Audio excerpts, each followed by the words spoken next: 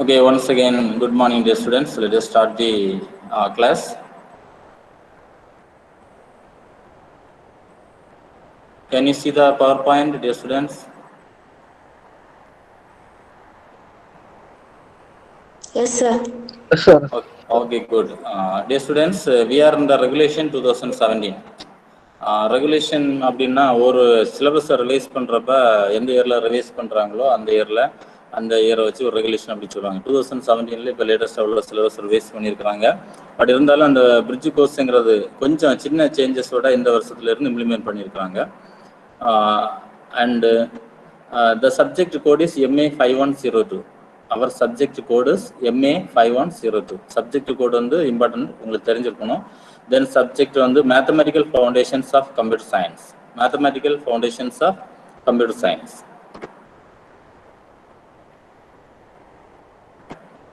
Next பாருங்க, course in charge. That is my name, that is Lucas, department of mathematics, Saint Xavier's Catholic college of engineering. Then my email ID is it is not visible. Yes, sir. What about other? Anybody can see the PPT, the slide? Yes, sir. Yes, sir. Very good. How many of you cannot see the PPT? Me, sir. Agnes, you can't see. Yes, sir. தெரியல. What you can do is you are using laptop or mobile? Yes, sir. Mobile. So there is a icon like people, no? I am showing in the screen, my Yes. screen. Can you see my screen? அதில் people அப்படி இருக்கு பார்த்தீங்களா? Yes, sir. அதை அப்படியே click பண்ணுங்க பார்ப்போம். It is my screen. உங்கள் ஸ்க்ரீனில் நீங்கள் பீப்புள் அப்படின்னு இருக்கிறத கிளிக் பண்ணுங்க. எத்தனை பேர் அங்கே இருக்கிறாங்க அப்படின்னு தெரியும் உங்களுக்கு. Can you see that? Yes, sir. அதில் நீங்கள் பார்த்தீங்கன்னா first year MCA XSCC presentation அப்படின்னு ஒன்று இருக்கும். ஃபர்ஸ்ட் இயர் MCA அப்படின்னு ரெண்டொன்னும் இருக்கும். அதில் ஒன்று பார்த்தீங்கன்னா மைக் எங்கே ஒர்க் ஆகிட்டே இருக்கிறது தெரியும், அந்த சிம்பிள் உங்களுக்கு. நெக்ஸ்ட் பார்த்தீங்கன்னா first year MCA XSCC presentation அப்படின்னு இருக்கும், பார்த்தீங்களா? அப்படி வரலையே சார். இருக்கு சார். சரி, அதில் நீங்கள் பார்த்தீங்கன்னா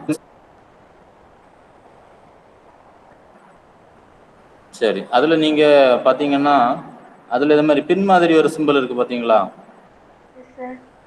தெரியுதா உங்களுக்கு?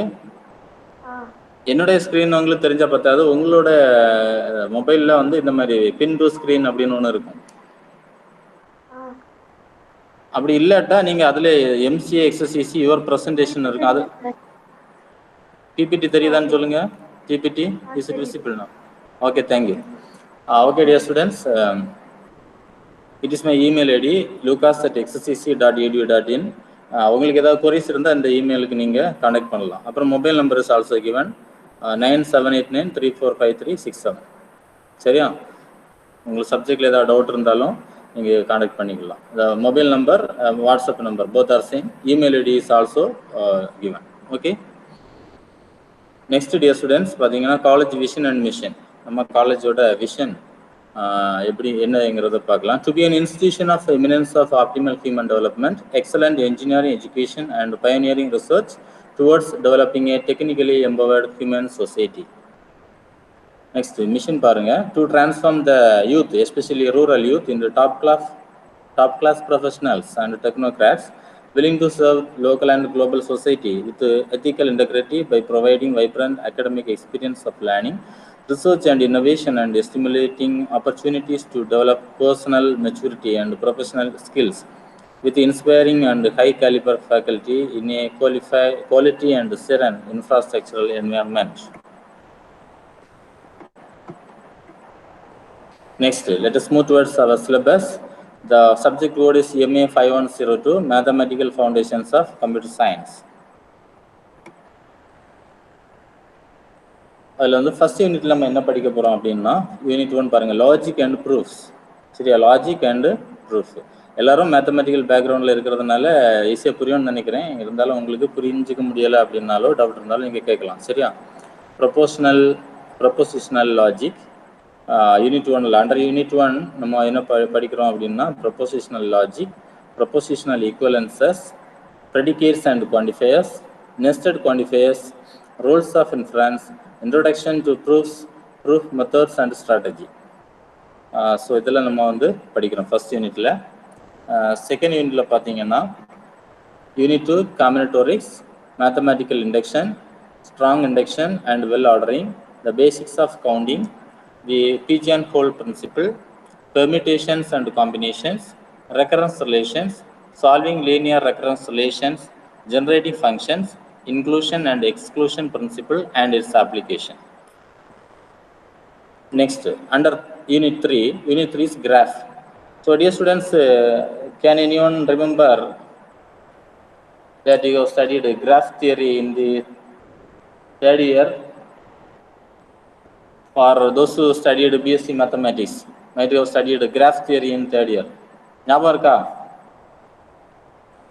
சார் கிராஃப் தியரி படிச்சிருக்கீங்களா தேர்ட் இயர்ல? படிச்சிருக்கேன். Okay, very good. What about Pavina? You have studied BSc Physics. Do you have any idea about graph theory?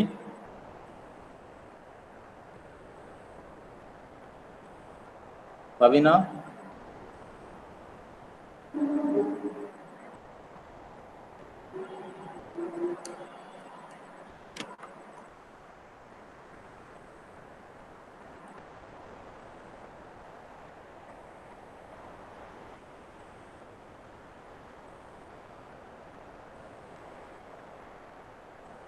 Pavina has left the meeting. Huh?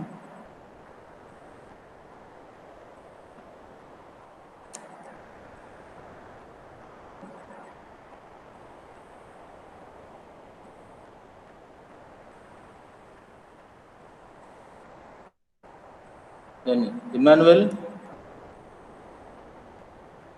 No, sir, I haven't studied. Oh, you haven't studied. Okay. So, do you have a better understanding in circuit, electrical circuit? Yes, sir. Electrical circuit கூட கிராஃபோட ஒரு model தான். சரியா? Okay sir. அவ்வளோ நீங்கள் இப்போதைக்கு தெரிஞ்சா போதும், பரவாயில்ல. இது ஈஸியாக பிக்கப் பண்ணிடலாம், ஒன்றும் பிரச்சனை இல்லை. தேங்க்யூ. அப்போ யூனிட் 3 வந்து கிராஃப் நம்ம படிக்கிறோம். Graphs and graph models, graph terminology. What do you mean by terminology? Can anyone answer terminology?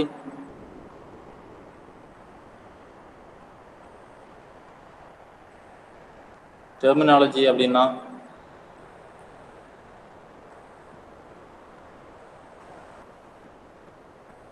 terminology.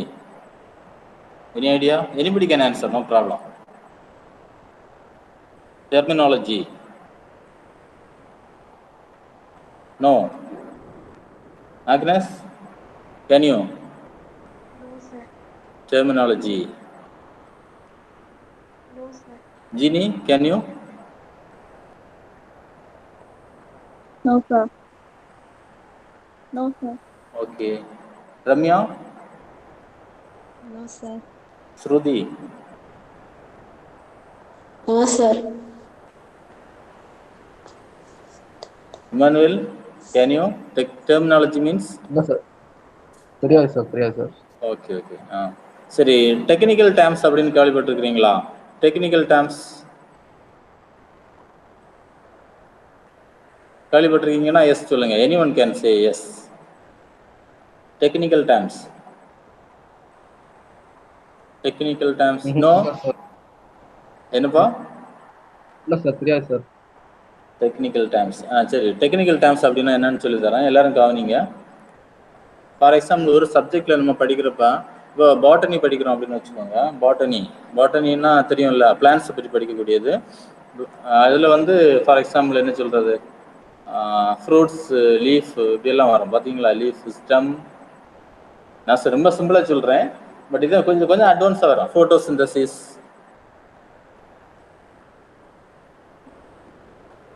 அப்புறம் மியூட்டேஷன் இப்படி படிப்பீங்க. அதாவது பாட்டனியில் மட்டும் ஸ்பெசிஃபிக்காக வரக்கூடிய சப்ஜெக்டில் வரக்கூடிய இம்பார்ட்டன்ட் வேர்ட்ஸை தான் டெக்னிக்கல் டேர்ம்ஸ்னு சொல்லுவோம். அதுதான் டெர்மினாலஜிங்கிறது, வேறு எதுவுமே கிடையாது.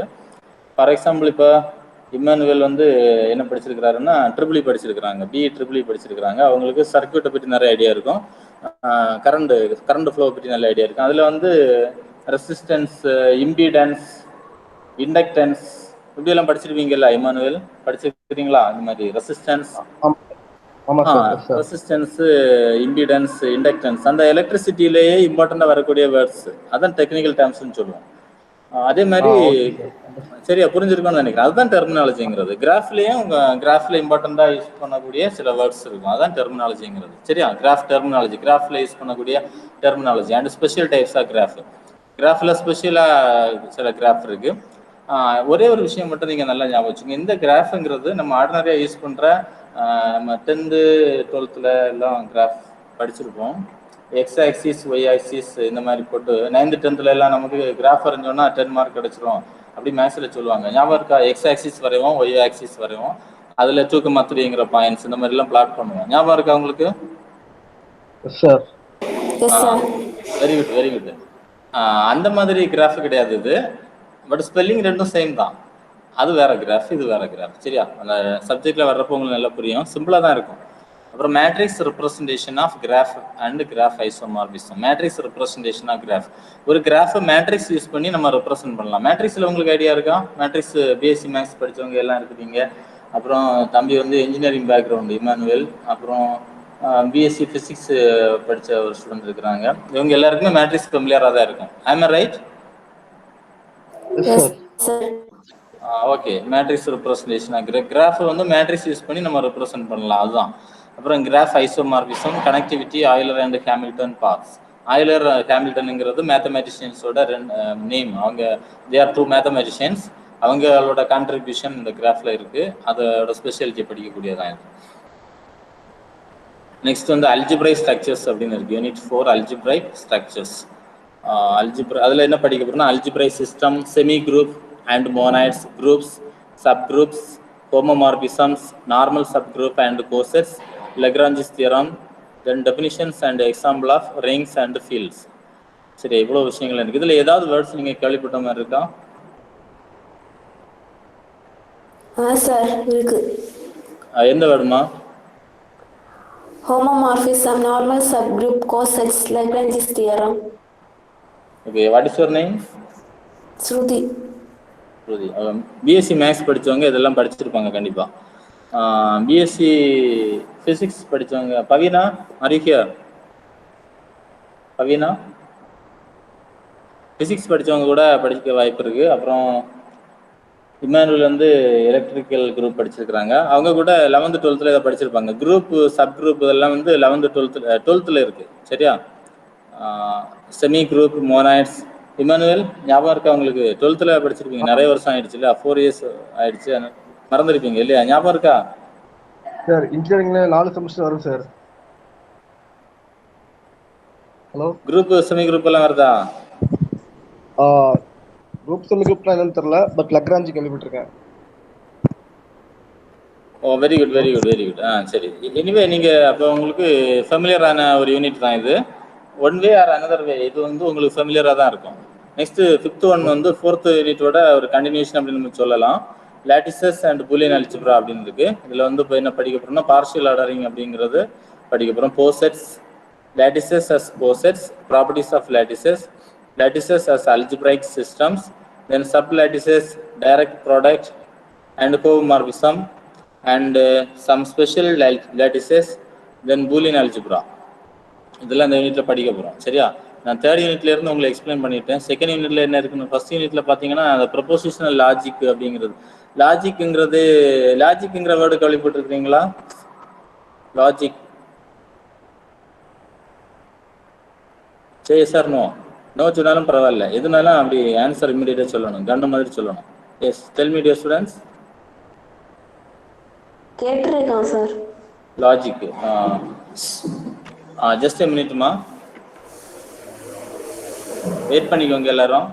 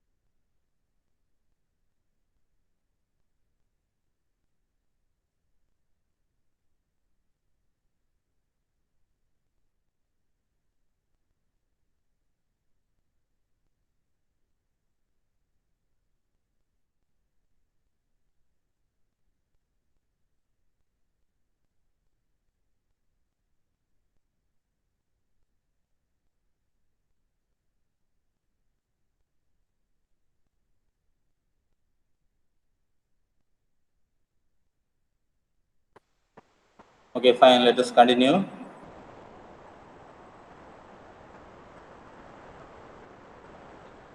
ஸோ லாஜிக்ங்கிற வேர்டு வந்து நமக்கு ஃபெமிலியரான வேர்டு தான். நம்ம வந்து நிறைய வாட்டி நம்ம ஃப்ரெண்ட்ஸுக்கிட்ட பேசுகிறப்ப கூட சொல்லிடுறோம், அது என்ன லாஜிக்கில் நீங்கள் எப்படி சொல்கிறீங்க, லாஜிக் இல்லாமல் என்ன பேசுகிறீங்க அப்படிலாம் யாரெல்லாம் சொல்லியிருக்கிறீங்க அந்த மாதிரி?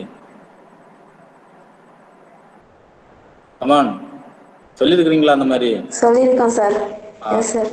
Very good. அப்போ லாஜிக் தான் எல்லாத்தோட பேசிக். நம்ம எதுனால அது லாஜிக்காக கரெக்டாக இருக்கா, லாஜிக்கை பேஸ் பண்ணி பார்க்குறப்ப கரெக்டாக இருக்கா அப்படிங்கிற. அப்போ லாஜிக்குங்கிற விட உங்களுக்கு ஃபர்தராக நான் சொல்ல வேண்டிய தேவையில்லை. நம்ம ஜஸ்ட் திங்க் பண்ணி பார்க்குறப்ப அது எப்படி இருக்குது அப்படிங்கிறத அந்த லாஜிக். சரியா? அப்புறம் ப்ரொபோசிஷனல் ஈக்குவலன்சஸ் அப்படின்னு இருக்குது. அது வந்து சப்ஜெக்டில் வர்றப்ப நான் டீட்டெயிலாக சொல்லி தரேன். இந்த லாஜிக் ரிலேட்டடாக படிக்கக்கூடியதான் இந்த ஃபர்ஸ்ட் யூனிட். அப்புறம் நீங்கள் செகண்ட் யூனிட் பார்த்தீங்கன்னா காம்பினட்டோரிஸ் அப்படின்னு இருக்குது. இது வந்து மேத்தமேட்டிக்கல் இண்டக்ஷன் அப்படின்னு இருக்கும். இப்போ 11th ஸ்டாண்டர்ட்லேயே இருக்குது மேத்தமேட்டிக்கல் இண்டக்ஷன்.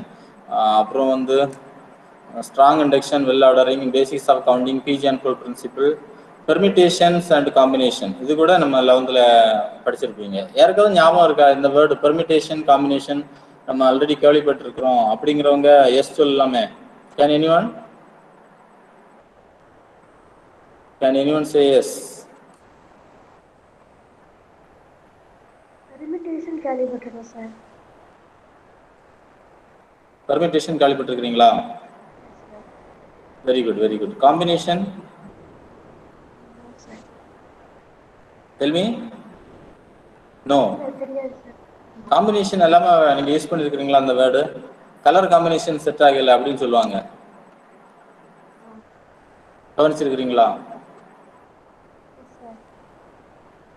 ஃபார் எக்ஸாம்பிள் ஒரு டெக்கரேஷன் போடுறாங்க ஒரு ஸ்டேஜ் அல்லது சம்திங் எல்ஸ், ஒரு இடத்த டெக்கரேட் பண்ணுறப்ப டிஃப்ரெண்ட் கலர்ஸ் அதுக்கு யூஸ் பண்ணுறாங்க அப்படின்னா கான்ட்ராஸ்டிங் கலர்ஸ் இருந்துச்சுன்னா நம்ம என்ன சொல்லுவோம்? கான்ட்ராஸ்டிங்னா ஃபார் எக்ஸாம்பிள் என்ன சொல்கிறது, ஒன்றுமே வேண்டாம், நீங்கள் பிளாக் போர்டு கூட திங்க் பண்ணிக்கோங்க. போர்டு வந்து பிளாக்காக இருக்கும். இப்போ சில இடத்துல க்ரீன் போர்டு கூட வச்சுருக்காங்க, க்ரீன் கலரில் இருக்கும்.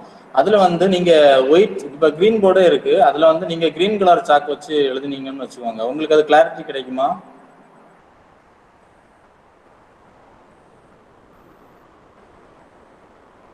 Come on dear students, சும்மா சொல்லுங்க.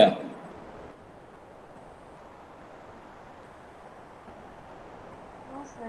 ஏதோ ஒரு மாதிரி இருக்கும் சார், லைட்டா ஒரு மாதிரி இருக்கும். ஆமா, நம்ம கிளாரிட்டி கிடைக்காது. கரெக்ட் தானே? ஆமா சார். Very good. அதே நேரத்தில் அந்த கிரீன் போர்டு அல்லது பிளாக் போர்டில் நீங்கள் ஒரு ஒயிட் சாக் வச்சு எழுதுனீங்கன்னு வச்சுக்கோங்க, உங்களுக்கு நல்ல தெளிவாக தெரியும், நல்ல கிளாரிட்டியாக இருக்கும். சரியா? அது ரீசன் என்னன்னா கலர், இந்த கான்ட்ராஸ்டிங் கலர்ஸ். கான்ட்ராஸ்ட்னா ஒரு லைட் கலருக்கு ஒரு டார்க் கலர் அது கூட மேட்ச் ஆச்சுன்னா கான்ட்ராஸ்டிங் இருக்கு. இப்போ நீங்கள் பார்க்குற அந்த பவர் பாயிண்ட் கூட பேக்ரவுண்ட் உங்களுக்கு ஒயிட்டாக இருக்குது, ரைட்டு மோஸ்ட்ல கொஞ்சம் வேற டிஃப்ரெண்ட் கலர் இருக்கு. அந்த ஒயிட்ல வந்து ரெட் வந்து நம்ம ரெட் லெட்டர்ஸ் வந்து காமிக்கிறப்ப உங்களுக்கு தெளிவாக தெரியும். இதே மாதிரி but at the same time நான் உங்களுக்கு அந்த ஒயிட் பேக்ரவுண்டில் இதை விட லைட்டான ஒரு கலர் யூஸ் பண்ணியிருந்தேன்னா கொஞ்சம் கிளாரிட்டி உங்களுக்கு கம்மியாக தான் கிடைக்கும். சரியா? அப்போ வந்து கலர் காம்பினேஷன் அப்படிங்கிற வேர்டு நம்ம யூஸ்வலாக யூஸ் பண்ணக்கூடிய வேர்டு தான். இங்கேயும் அந்த காம்பினேஷனுங்கிறது மோரார்லெஸ் அந்த கான்டெக்ஸ்டில் தான் வருது. Recurrence relation, solving linear recurrence relation, generating functions, inclusion and exclusion, principle and its application. Next பார்த்தீங்கன்னா ரெக்கரன்ஸ் ரிலேஷன் அப்படிங்கிற வேர்டு நீங்கள் கேள்விப்பட்டுக்கிறீங்களான்னு தெரியல. கம்ப்யூட்டர் சயின்ஸ், அந்த சி ப்ரோக்ராம், C++, அதெல்லாம் வந்து நீங்கள் டிகிரி லெவலில் படிக்கிறப்ப ப்ராக்டிக்கலில் பண்ணியிருக்கிறீங்களா? ஆமா சார். சி ப்ரோக்ராம், C++ எல்லாம் பண்ணியிருக்கீங்க தானே? சி மட்டும் தான் சார் பண்ணியிருக்கேன். Okay, very good. சியில் வந்து ஏதாவது ஸ்டேட்மெண்ட்டில் நீங்கள் n=n+1 அப்படிங்கிற ஸ்டேட்மெண்ட் யூஸ் பண்ணுவீங்களா? n=n+1. ஆமாம் ஆமாம், அடிக்கடி யூஸ் பண்ணுவோம். அடிக்கடி யூஸ் பண்ணுவோம். Very good, very good. அதோட what is the aim of that, what is the purpose of that statement n=n+1? Loop use பண்றப்ப நம்ம அதுல வந்து அந்த வேல்யூவை ஹோல்ட் பண்றதுக்கு ஏற்ற மாதிரி தானே. ஆமா, இப்போ வந்து yes, very good, very good. Already நமக்கு ஒரு என்னோட வேல்யூ ஒன்று இருக்கும். ஃபார் எக்ஸாம்பிள் 5 இருக்கு. அதை அடுத்த எக்ஸிக்யூஷனில் வந்து 5ஓட வேல்யூவை 1 இன்க்ரீஸ் பண்ணணும், 6ஆக மாற்றணும்னு நம்ம என்ன செய்வோம்? n=n+1 அப்படின்னு போடும். ஆல்ரெடி இருக்கிற வேல்யூவோட 1 இன்க்ரீஸ் ஆகும். சரியா? n=n+1 அப்படின்னு போடும். அப்போ என்ன வந்து என்ன யூஸ் பண்ணி நம்ம என்ன செய்யறோம்? இன்க்ரீஸ் பண்ணுறோம். அந்த மாதிரி ரிலேஷனுக்கு தான் ரெக்கரன்ஸ் ரிலேஷன் அப்படின்னு சொல்லிட்டு பேர். இந்த மாதிரி இப்போ உங்களுக்கு சிலபஸை பற்றி ஓவராலாக கொஞ்சம் ஐடியா கிடச்சிருக்கும். இப்போ இந்த ரெஃபரன்ஸ் புக்கு இதெல்லாம் பார்த்துங்க. நீங்கள் இந்த புக்ஸ் வந்து உங்களுக்கு கிடச்சுன்னா நீங்கள் இதை யூஸ் பண்ணலாம். கென்னத் ரோஷன், சரியா? First text book, it is prescribed by university. Text book prescribed by university, local other book கிடையாது. இது வந்து யூனிவர்சிட்டி ப்ரிஸ்கிரைப் பண்ணியிருக்கிற டெக்ஸ்ட் புக்கு, சரியா? ஃபர்ஸ்ட் வந்து Kenneth Rosen, discrete mathematics and its application, 7th edition, Tata McGraw Hill publication, New Delhi special edition 2011. Second one is Tremblay, JP and Manohar R, discrete mathematical structures with applications to computer science, Tata McGraw-Hill publication, New Delhi, 30th reprint 2011. இந்த ரெண்டு புக்கும் நீங்கள் combine பண்ணாதான் entire syllabus வந்து cover ஆகும். First text book T1 means text book 1, T1, T2, T2ங்கிறது text book 2. இந்த ரெண்டு டெக்ஸ்ட் புக்கை நீங்கள் கம்பைன் பண்ணுறப்ப தான் you are able to get the entire syllabus, சரியா? அப்புறம் உங்களுக்கு இன்னும் டீட்டெயிலாக வேணும்னா ரெஃபரன்ஸ் புக்ஸ் கூட இருக்குது. Reference book prescribed by university, reference R1 means reference 1, reference 2. Ralph Grimaldi, Discrete and Combinatorial Mathematics and Applied Introduction, 4th edition, Pearson Education Asia, Delhi 2007. This is reference book 1. Reference 2 வந்து Thomas Cauchy, Discrete Mathematics with Applications, Elsevier publication 2006. Then reference 3, Seymour Richards and Mark Lipson, Discrete Mathematics, Sham Outlines, Tata McGraw-Hill publication, Delhi, 3rd edition 2010, right? So these are reference books.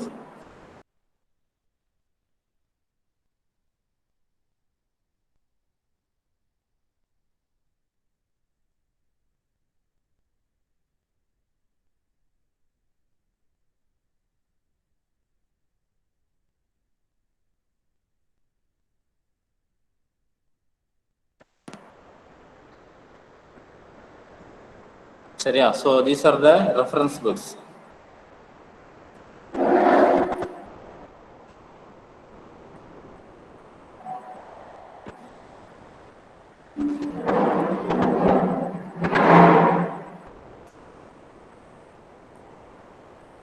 அப்புறம் நீங்கள் பார்த்தீங்கன்னா இன்னொரு book இருக்கு,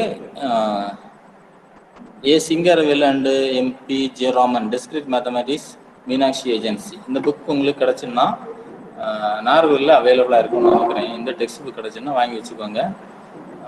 it covers all the 5 units. கொஞ்சம் language சிம்பிளாக இருக்கும், சரியா? Okay.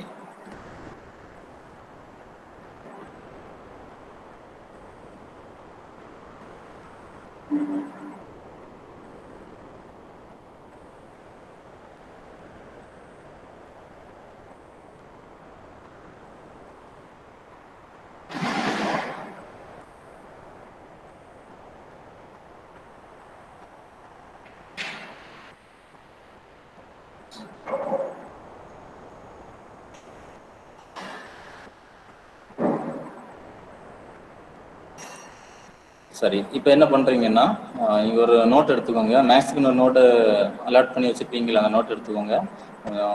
Pen, writing materials உங்களுக்கு தேவையான எடுத்துக்கோங்க. நான் டீச் பண்ணுறப்ப ஏதாவது பாயிண்ட்ஸ் உங்களுக்கு நோட் பண்ணணும் அப்படின்னு மைண்டில் ஸ்ட்ரைக் ஆச்சுன்னா நீங்கள் அதை நோட் பண்ணிக்கோங்க, சரியா? We have only 14 minutes more. அவ்வளோ டைமுக்குள்ளே எவ்வளோ நம்ம கம்ப்ளீட் பண்ண முடியுதுன்னு பார்க்கலாம். அவ்வளோ கம்ப்ளீட் பண்ணலாம். மீதி கிளாஸ் வந்து நெக்ஸ்ட் கிளாஸில் நம்ம பார்க்கலாம். இப்போ பாருங்கள், ஃபர்ஸ்ட் வந்து பார்த்தீங்கன்னா யூனிட் 1 லாஜிக் அண்டு ப்ரூஃப். ஒரு இன்ட்ரோடக்ஷன் கொடுத்துருக்குறாங்க. சொல்கிறப்ப ஏதாவது பாயிண்ட்ஸ் உங்களுக்கு இம்பார்ட்டன்ஸாக தெரிஞ்சுன்னா நீங்கள் அதை எழுதிக்கலாம், சரியா? இன்ட்ரோடக்ஷன் பாருங்கள். Logic is the rational method which helps in the analysis of லாஜிக்ங்கிறத பற்றி சொல்லியிருக்கிறாங்க. Analysis of input or a questions to derive a proper conclusion. என்னென்னா ஒரு ப்ராப்பர் கன்க்ளூஷன் வர்றதுக்கு நம்ம லாஜிக்காக திங்க் பண்ணணும் அப்படின்னு சொல்லுவோம் இல்லையா? அதை பற்றி சொல்லியிருக்கேன். நீங்கள் ரீட் பண்ணுங்கள், உங்களுக்கு புரியும். Logic is actually the reasoning made by us in our mind for solving particular problem. ஒரு ப்ராப்ளமாக இருக்கலாம், மேத்தமெட்டிக்கல் ப்ராப்ளமாக இருக்கலாம், அல்லது நம்ம லைஃப்பில் இருக்கக்கூடிய ஒரு ப்ராப்ளமாக இருக்கலாம். அதை எப்படி நம்ம சால்வ் பண்ணுறது? லாஜிக்காக திங்க் பண்ணி கரெக்டாக நம்ம சால்வ் பண்ண முடியும். Logic is useful in many fields of science for the proper results. Programs, software, இது எல்லாத்துலேயுமே வந்து ப்ரோக்ராம்னாலும் சரி, எந்த சாஃப்ட்வேர் நீங்கள் எடுத்துக்கிட்டீங்கனாலும் சரி, இந்த லாஜிக் வந்து இம்பார்ட்டன்ட். நம்ம டே டு டே லைஃப்னாலும் அப்படி தான், ஒரு டெக்னாலஜியாக இருந்தாலும் சரி தான், ப்ரோக்ராம், சாஃப்ட்வேர்ஸு, எதுனாலும் சரியா, அது வந்து நமக்கு ப்ராப்பரான அவுட்புட் கிடைக்கணும்னா நம்ம லாஜிக்கை பேஸ் பண்ணி அதை ஃபார்ம் பண்ண முடியும். சரி, அது ஒரு இன்ட்ரோடக்ஷன் கொடுத்துக்கிறாங்க. நெக்ஸ்ட் வந்து ப்ரொபோசிஷன்ஸ் அப்படின்னு கொடுத்துக்கிறாங்க. இதுல இருந்து நீங்கள் ரொம்ப கேர்ஃபுல்லாக கவனிக்கணும். ப்ரொபோசிஷன்ஸ் அப்படிங்கிறது பாருங்க, a declarative sentence which is either true or false but not both is called a proposition or statement. It is denoted by capital P. சரியா? இப்போ பாருங்க, ப்ரொபோசிஷன்ஸ் அப்படின்னா நீங்கள் லோவர் கிளாஸில் ப்ரிப்போசிஷன்ஸ் அப்படின்னு படிச்சிருக்கீங்க. இங்கிலீஷ் கிராமரில் ப்ரிப்போசிஷன்னா பிஆர்இ அப்படின்னு ஸ்டார்ட் ஆகும். ப்ரிப்போசிஷன் அப்படின்னா பிஆர்இன்னு ஸ்டார்ட் ஆகும். இது வந்து பிஆர்ஓ ப்ரொபோசிஷன்ஸ் அப்படின்னு இருக்கு.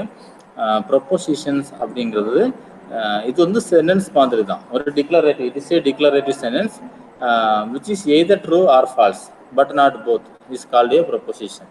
ப்ரொபோசிஷனை ஸ்டேட்மெண்ட் அப்படின்னு சொல்லலாம். It is denoted by capital P. Capital P மட்டும்தான் அதை டினோட் பண்ணோம் அப்படின்னு இல்லை. PQRST எதனால நீங்கள் யூஸ் பண்ணலாம், ஏபிசி கூட யூஸ் பண்ணலாம். ஆனால் PQRS யூஸ் பண்ணலாம், T யூஸ் பண்ணக்கூடாது. அப்புறம் ஏபிசி நீங்கள் யூஸ் பண்ணலாம், ஏபிசிடி, அது எது வேணாலும் யூஸ் பண்ணுங்க. ஆனால் எஃப்னு டீயை நீங்கள் யூஸ் பண்ணவே கூடாது. எஃப்னு டீயை நீங்கள் யூஸ் பண்ணவே கூடாது. சரியா? அதாவது ப்ரொபோசிஷனை நம்ம டினோட் பண்ணுறதுக்காக எஃப்னு டீயும் யூஸ் பண்ணக்கூடாது. மீதி எந்த இங்கிலீஷ் லெட்டர் ஆல்ஃபபெட் வேணுனாலும் நீங்கள் யூஸ் பண்ணலாம். அப்போ ப்ரொபோசிஷன் அப்படிங்கிறது என்னதுன்னு அப்படின்னா ஒரு சென்டென்ஸ் தான், ஒரு declarative sentence which is either true or false but not both. அப்படின்னு அந்த சென்டென்ஸ் வந்து ஒன்றில் ட்ரூவாக இருக்கணும் அல்லது ஃபால்ஸாக இருக்கணும். ட்ரூ அல்லது ஃபால்ஸ் அப்படின்னு சொல்ல முடியாத அளவுக்கு இருந்தோம்னா அது ப்ரொபோசிஷன் கிடையாது. ப்ரொபோசிஷன்னா ஒன்றில் அது ட்ரூன்னு சொல்லிட்டு சொல்ல முடியணும் அல்லது அது ஃபால்ஸ்ன்னு சொல்ல முடியணும். அப்படி சொல்ல முடிஞ்சாதான் அது ப்ரொபோசிஷன். அப்படி சொல்ல முடியாத பட்சத்தில் that is not a proposition. சரியா? உங்களுக்கு புரிஞ்சிருக்கோன்னு நினைக்கிறேன். இப்போ நான் ஒரு கொஸ்டின் கேட்குறேன், அதுக்கு நீங்கள் கரெக்டாக ஆன்சர் பண்ணிட்டீங்கன்னா நீங்கள் சொல்கிறது உங்களுக்கு இந்த கான்செப்ட் புரிஞ்சுன்னு நான் புரிஞ்சுக்கிறேன். சரியா? இப்போ பார்த்தீங்கன்னா Ramya studied BE computer science. இது ப்ரொபோசிஷனா இல்லையா? Ramya have to answer.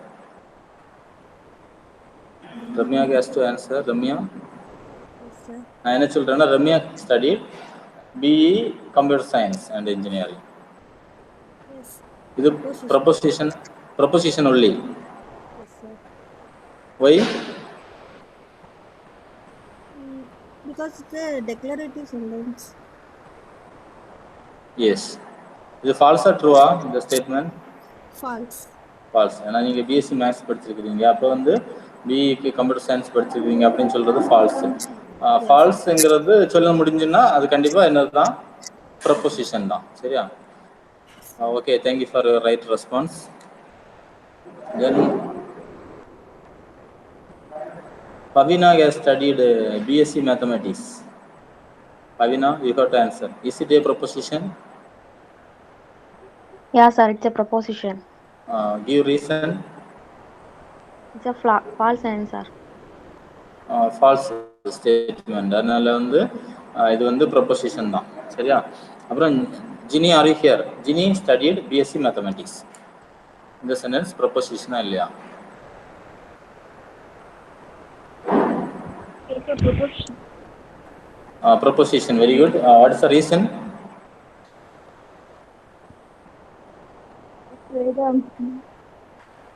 You studied BSc Maths only? Yes, sir. Yes. அதனால இது ட்ரூ. நான் சொன்ன ஸ்டேட்மெண்ட் வந்து சென்டென்ஸ் வந்து ட்ரூ தான். ட்ரூ அப்படின்னா ட்ரூ நம்மளால சொல்ல முடிஞ்சாச்சுன்னா அது என்னது, ப்ரொபோசிஷன் தானே? Yes, sir. Yes. So dear students, if a sentence is given, if you are able to say that it is true or false, true அல்லது falseங்கிறத உங்களால டிட்டர்மின் பண்ண முடிஞ்சிச்சுன்னா it is proposition. Otherwise It is not a proposition. Emmanuel, Sir. is it clear for you? Proposition. Yes, sir. I am clear now. Okay, இப்போ நான் ஒரு sentence சொல்கிறேன். Sentence மாதிரி ஒன்று சொல்கிறேன். அது நீங்கள் ப்ரொபோசிஷனா இல்லையானு நீங்கள் சொல்லணும். Wish you all the best. Wish you all the best. இது இல்ல. ப்ரொபோசிஷன் இல்ல. ப்ரொபோசிஷன் இல்ல. பிகாஸ் நம்ம இது ட்ரூ ஆ ஃபால்ஸ் அப்படின்னு சொல்ல முடியாது. ஜஸ்ட் இது ஒரு விஷ் பண்றது, அப்படிதானே? Yes sir. Very good. அதனால it is not a proposition. Then thank you. Then who is there? Agnes. Take a cup of coffee அப்படி சொன்னோன்னு வச்சுங்க. Take a cup of coffee அப்படி சொன்னோன்னா ப்ரொபோசிஷனா இல்லையா? No sir. It is not a proposition. சரியா?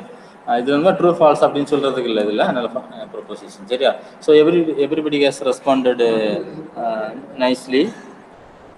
இப்போ நம்ம நெக்ஸ்ட் கான்செப்டுக்கு போகலாம். எக்ஸாம்பிள் கொடுத்துருக்குறாங்க. நான் உங்களுக்கு எக்ஸாம்பிள் ஏற்கனவே சொல்லிட்டேன். இங்கே திரும்பவும் கொடுத்துருக்குறாங்க, என்னன்னு பார்க்கலாம். Sun rises in the east, இது proposition. Chennai is capital of Tamil Nadu, proposition only. அப்புறம் யாராவது சொல்லுங்க, 2 + 3 = 4 is it a proposition? No sir. Yes proposition only. ஏன்னா ட்ரூ அல்லது ஃபால்ஸா இருந்தாலே ப்ரொபோசிஷன் தான். Very good. நெக்ஸ்ட் பாருங்க, what is time now? Come on, what is time now அப்படிங்கிறது ப்ரொபோசிஷனா இல்லையா? இல்ல. இல்ல. Very good. Take a cup of coffee இல்ல, ஏற்கனவே சொல்லிட்டோம். தென் x + y = z.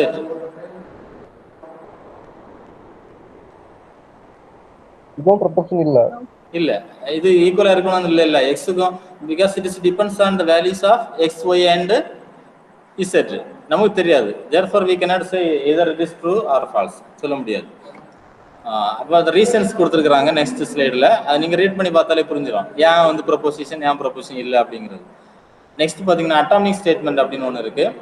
ஸ்டேட்மெண்ட் இப்போ தான் பார்த்தோம். ஸ்டேட்மெண்ட்னா ப்ரொபோசிஷன், அவ்வளோதான். அட்டாமிக் ஸ்டேட்மெண்ட் அப்படிங்கிறது என்னன்னு பார்க்கலாம். an atomic statement is a type of declarative sentence which cannot be broken down into other similar sentence. இது ஒரு சென்டென்ஸ் தான். அட்டாமிக்ங்கிறது ஆட்டம்ங்கிறது படிச்சிருக்கீங்க தானே? ஆட்டம், ATOM, ஆட்டம். ஆட்டம் ஆட்டம் பாம்புன்னு எல்லாம் சொல்றாங்கல்ல, ஆட்டம் படிச்சிருக்கீங்க. ஆட்டம்ங்கிறது தெரியும், வெரி ஸ்மால் பார்ட்டிகிள் இல்லை, ஸ்மாலஸ்ட் பார்ட்டிகிள் அப்படின்னு சொல்லுவாங்க. அதே மாதிரி ஸ்டேட்மெண்ட்லேயும் ரொம்ப சிம்பிளாக இருந்துச்சுன்னா, ரொம்ப சிம்பிளான சென்டென்ஸ், அதை ஃபர்தராக நம்ம பிரேக் பண்ண முடியாது அப்படின்னா அது அட்டாமிக் ஸ்டேட்மெண்ட் அப்படின்னு சொல்கிறோம். For example, an atomic statement is a type of declarative sentence which cannot be broken down into simpler sentences. Example, Rama is rich. ராமாங்கிறவர் நல்ல ரிச் மேன் அப்படின்னு சொல்லியிருக்கிறாங்க. இதை ஃபர்தராக நீங்கள் மீனிங்ஃபுல்லாக ஸ்ப்ளிட் பண்ண முடியுமா? Can you Rama is rich அப்படிங்கிறது ஒரு சென்டென்ஸ் இருக்கு. இதை ஃபர்தரா நீங்க ஸ்ப்ளிட் பண்ணா மீனிங்ஃபுல்லா ஒரு சென்டென்ஸ் கிடைக்குமா? இல்ல சார், கிடைக்காது. Very good. therefore இது வந்து ஃபர்தரா ஸ்ப்ளிட் பண்ண முடியாது. therefore it is atomic statement. then compound statement என்ன பாருங்க, a statement which can be constructed by combining one or more atomic statements using connectives is called a compound statement or molecular proposition. Compound statement சொல்லலாம், அல்லது molecular proposition அப்படின்னு சொல்லலாம். அப்படிங்கிறது என்ன எப்படின்னா, simpler sentence, 1 or 2 or more, okay, combining 2 or more atomic statements using connectives. அதை connect பண்ணோம்னா நம்ம கனெக்டிவ்ஸ் தேவைப்படும். கனெக்டிவ்ஸ் யூஸ் பண்ணி தான் கனெக்ட் பண்ண முடியும். சரியா? எக்ஸாம்பிள் பாருங்க, Rama is a boy and Sita is a girl. So this statement consist of, or this proposition consist of how many meaningful sentences?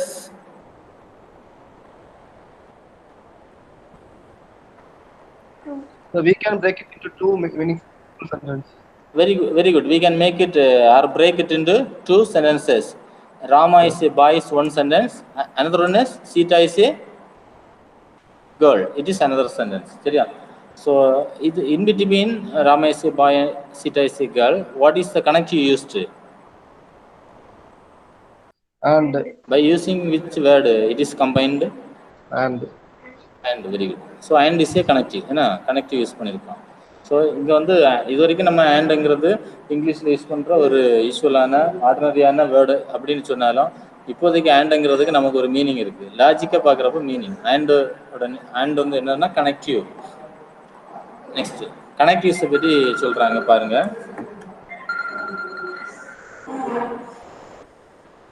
Connectives பற்றி சொல்லுங்க. In a logic connective is a simple or word. It may be a simple. Connectives வந்து maybe சிம்பிளாக இருக்கலாம், வேர்டாக இருக்கலாம். இப்போ நம்ம ஆண்டுன்னு பார்த்தோம்ல, ஆண்டு மாதிரி ஒரு வேர்டாக இருக்கலாம். Used to connect two or more sentences in a grammatically valid way. Grammar base பண்ணி பார்க்குறப்ப வேலிடாக இருக்கணும், சரியா? such that the value of the compound sentence produced depends only on that of the original sentence and on the meaning of the connective. Connective is called a logical operator. Some of the well-known connectives are conjunction, distinction, conditional statement and biconditional statement. Connectives usually use பண்ணக்கூடிய well known connectives அதெல்லாம் conjunction. கன்ஜங்ஷன்னா and தான். டிஸ்டிங்ஷன்னா R. கண்டிஷனல்னா ஒரு கண்டிஷனை base பண்ணி இன்னொரு விஷயம் செய்கிறது மாதிரி இருக்கும் கண்டிஷன். பை கண்டிஷன்னா அந்த கண்டிஷன் வந்து ரெண்டு சைட்லேயும் நம்ம கரெக்டாக இருக்கும். அது நம்ம டீட்டெயிலாக படிப்போம். நெக்ஸ்ட் கன்ஜங்ஷன் அப்படின்னா என்னன்னு பார்க்கலாம். Conjunction. So when do you have the next class? 11 o'clock or do you have some break? 11 o'clock. 11 o'clock only? Yes, sir. Okay. Therefore now we can break the class. Wait. Let me take the attendance.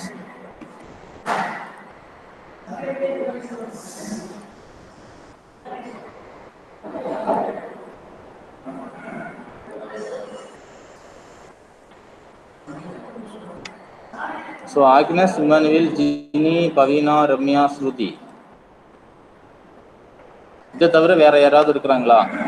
Agnes, Emmanuel, ஜினி, Bhavina, Ramya, ஸ்ருதி. மொத்தம் எவ்வளோ பேர் தான்? அப்படித்தானப்பா? Sir சரி அப்போ 6 members தான்.